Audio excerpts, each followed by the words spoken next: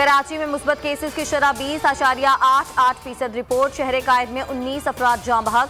वज़ीर आज़म इमरान खान कहते हैं हमारी कोरोना से मुकाबले की हिकमत अमली को दुनिया ने सराहा है। अल्लाह के करम से पाकिस्तान कोविड के बदतरीन असरात से महफूज है।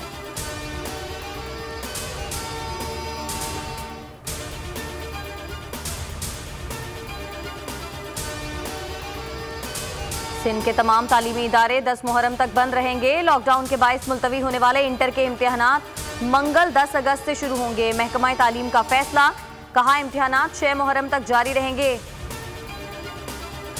आखिरकार अब पाकिस्तान में ऐसे इंतखाबात होंगे जिसके नतायज सबको कबूल होंगे। वज़ीर आज़म इमरान खान का ट्वीट।